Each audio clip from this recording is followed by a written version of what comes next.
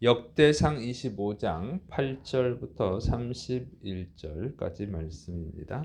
이 찬양하는 자들, 그러니까 성가대를 24반열로 이렇게 조직을 한 내용입니다. 제가 이 찬양하는 순서를 제비로 뽑은 것을 기록합니다. 역대상 25장 8절, 이 무리의 큰 자나 작은 자나 스승이나 제자를 막론하고 다 같이 제비 뽑아 직임을 얻었으니.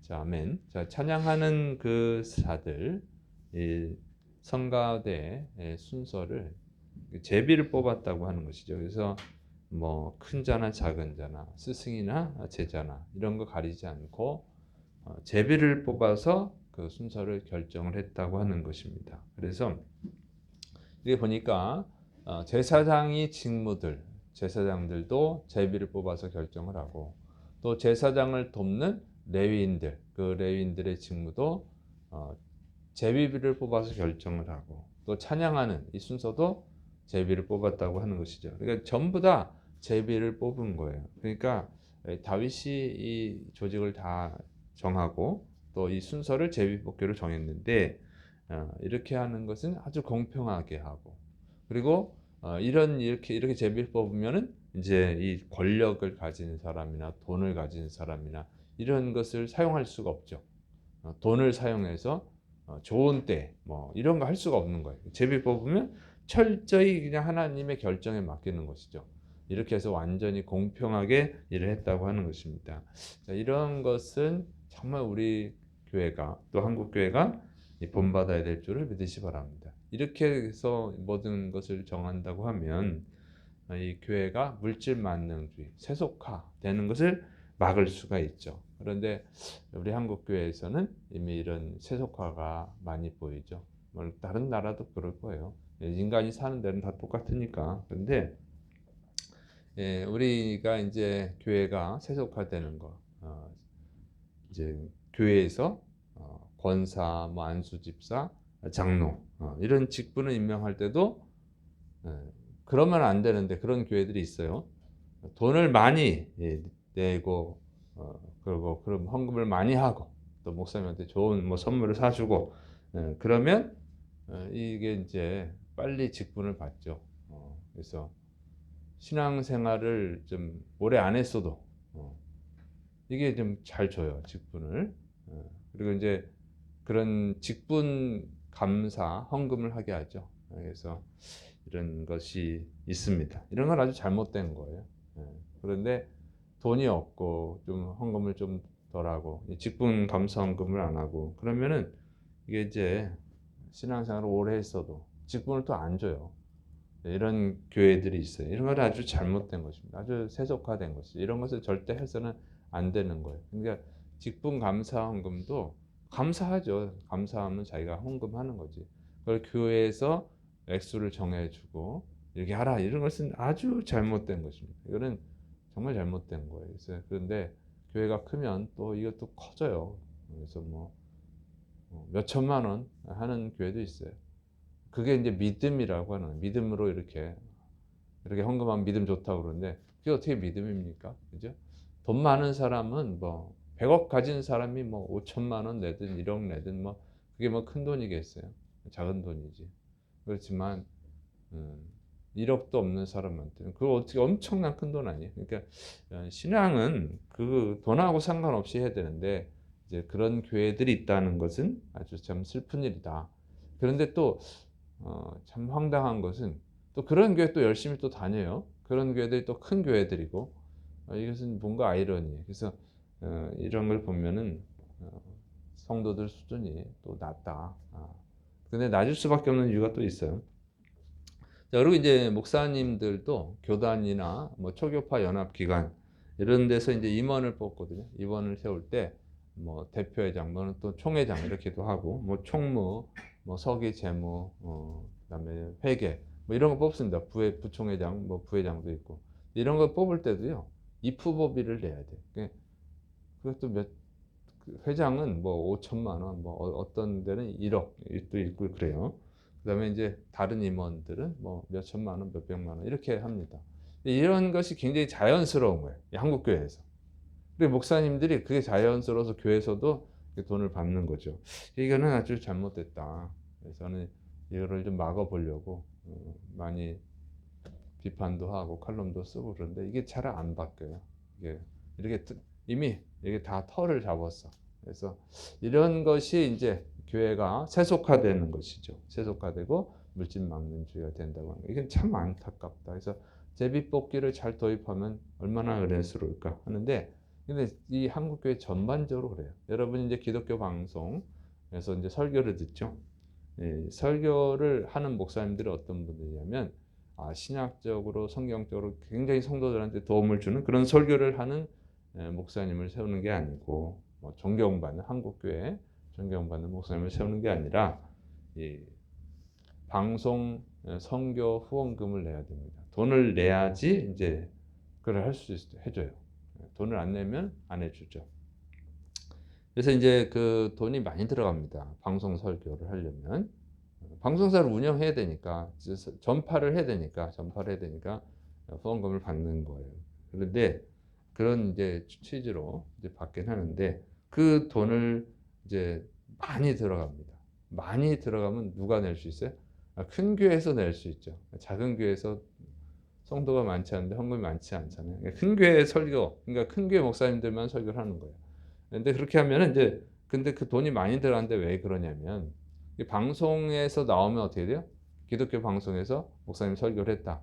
그러면 어떻게 돼요? 성도들이 그걸 믿는 거죠. 기독교 방송에서 검증이 됐겠지 하고 이제 그 설교하는 분을 신뢰합니다. 그게 자꾸 듣다 보면 그게 기준 설교가 되는 거예요. 표준 설교. 설교를 이런 거구나. 이렇게 듣게 되는 거죠. 그래서 이제 그러다 보면 어디로 가냐면 그 교회로 가는 거죠. 자기가 뭐 이사를 간다든가 그럴 때 그쪽에 있는 방송사에서 나오는 다른 게 어떻게 알아요? 그 좋은 교회인지 나쁜 교회인지 알 수도 없고. 그러게 또 익숙하다 보니까 그 교회로 가는 것이죠. 그래서 방송 설교를 하는 거예요. 숫자를 늘리기 위한 홍보 수단이죠. 그래서 엄청난 돈을 지불하면서 설교를 합니다. 그러니까 코카콜라, 펩시콜라인데 여러분 코카콜라를 많이 마시죠? 네, 코카콜라가 먼저 나와서 익숙해져 있습니다. 그래서 먼저 상품이 출시가 되면 거기에 사람들이 익숙해지잖아요. 입맛이 길들여진다. 이런 식이죠. 그래서 이런 건 참 문제가 있다. 그리고 이제 큰 교회는 그러니까 또 많은 사람들을 상대로 설교를 해야 되니까 공감할 수 있는 설교를 해야죠. 그래서 재미있는 설교 또는 자극적인 거 아니면 또 감동적인 거 예화 뭐 아니면 사건들 있었던 간증들 이런 것을 하게 되는 것입니다. 그러니까 이 설교가 편협하게 되는 거예요. 그러니까 그 설교를 자꾸 듣는 성도들은 그러니까 편협한 성도들이 되는 거죠. 그러니까 성경 수준이 안 올라가. 그래서 그냥 뭐 이렇게 돈을 내고 직분을 받으라고 그래도 아멘하고 하는 거예요. 그래서 이제 물질 만능주의적 신앙이 갖게 되는 것입니다. 그래서 성도 수준도 낮아지고 이건 참 아주 참 안타까운 거죠. 뭐 방송 설교라는 거 긍정적인 면도 있지만 실제로 방송 설교를 듣는 사람들이 교회 다니는 사람들이지 안 다니는 사람들이 들을 일은 별로 없잖아요. 그래서 진정한 이 선교라기보다는 문제가 있습니다. 그런 것들이 있어요. 그래서 이 교회가 세속화되고 물질 만능주의가 되고 돈을 받고 직분을 줘도 그냥 자연스럽게 또 받아들이게 되고 이런 이제 문제점들이 있는 거예요. 그래서 이건 참 안 좋은 일이다. 교회가 세속화되고 성도들의 수준이 올라가지 않는 그런 어려움이 있습니다. 그런 것들은 이제 개선해 나가야 되는데 사실은 어려워요. 어렵습니다. 그래서 제가 요즘 바빠서 칼럼을 못 쓰는데 어떻게든지 좀 한국교회를 개혁해 봐야겠다는 마음으로 칼럼을 좀 쓰고 있었는데 이제 다시 이제 한데 내년쯤에는 연말이나 내년쯤에는 다시 쓸 수 있을 것 같아요. 자, 그다음에 이제 찬양 성가대 찬양하는 자들 24반열로 구성되어 있습니다. 이름을 쭉 기록했어요. 여기는 이제 성경 읽기라고 생각하고 들으시면 됩니다. 역대상 25장 9절부터 31절. 첫째로 제비 뽑힌 자는 아삽의 아들 중 요셉이요 둘째는 그달리아이니 그와 그의 형제들과 아들들 12명이요. 셋째는 삭굴이니 그의 아들들과 형제들과 12명이요. 넷째는 이스리이니 그의 아들들과 형제들과 12명이요. 다섯째는 느다냐니 그의 아들들과 형제들과 12명이요. 여섯째는 붓기야니 그의 아들들과 형제들과 12명이요. 일곱째는 여사렐라니 그의 아들들과 형제들과 12명이요. 여덟째는 여사야니 그의 아들들과 형제들과 12명이요. 아홉째는 마따냐니 그의 아들들과 형제들과 12명이요. 열째는 시므이니 그의 아들들과 형제들과 12명이요. 열한째는 아사렐이니 그의 아들들과 형제들과 12명이요. 열두째는 하샤바니 그의 아들들과 형제들과 12명이요. 열셋째는 수바엘이니 그의 아들들과 형제들과 12명이요. 열넷째는 마띠디아니 그의 아들들과 형제들과 12명이요. 열다섯째는 여레못이니 그의 아들들과 형제들과 12명이요. 열여섯째는 하나냐니 그의 아들들과 형제들과 12명이요. 열일곱째는 요스부가사니 그의 아들들과 형제들과 12명이요. 열여덟째는 하나냐니 그의 아들들과 형제들과 12명이요. 열아홉째는 말로디니 그의 아들들과 형제들과 12명이요. 스무째는 엘리아다니 그의 아들들과 형제들과 12명이요. 스물한째는 호딜이니 그의 아들들과 형제들과 12명이요. 스물두째는 기딸디니 그의 아들들과 형제들과 12명이요. 스물셋째는 마하시오시니 그의 아들들과 형제들과 12명이요. 스물넷째는 로맘디에셀이니 그의 아들들과 형제들과 12명이었더라. 아멘. 자, 그래서 이렇게 성경을 다 읽었습니다. 그래서 이제 설교를 강해 설교는 성경 본문을 다 읽고 있어요. 일부러 그러는 거예요. 성도들이 성경을 빠짐없이 읽도록 하는 것입니다. 자, 그래서 저는 뭐 재미있으라고 설교를 하는 건 아니고 하나님의 뜻을 바르게 알려드리는데 설교를 초점을 둡니다. 자, 어떻게 이렇게 해서 12명씩 24반열로 나눴어요. 근데 보면서 참 은혜가 되는 것은 이 가족들이 다 함께 찬양을 하잖아요. 하나님을. 그래서 여러분의 가족들이 다 예수 믿고 구원받기를 축원합니다. 그래서 천국에서 온 가족이 다 모여서 하나님을 찬양하고 예배한다면 얼마나 은혜스럽겠어요.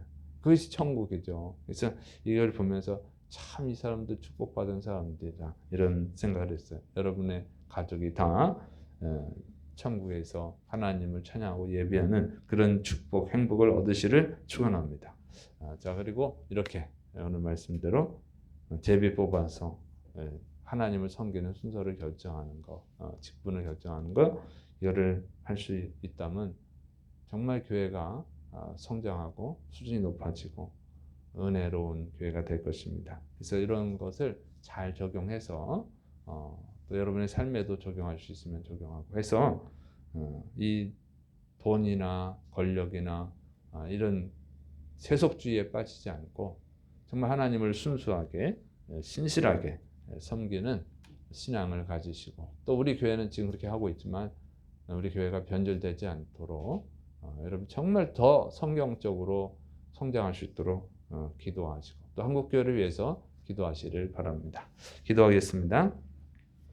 사랑이 많으신 하나님 아버지, 정말 우리가 하나님을 바라보고 하나님의 결정을 따르는 신실한 믿음을 가질 수 있도록 붙들어 주시고 우리 교회와 한국교회에 이 성경을 따르는 하나님의 뜻을 따르는 신앙을 허락하여 주옵소서. 예수님의 이름으로 감사하며 기도드립니다. 아멘.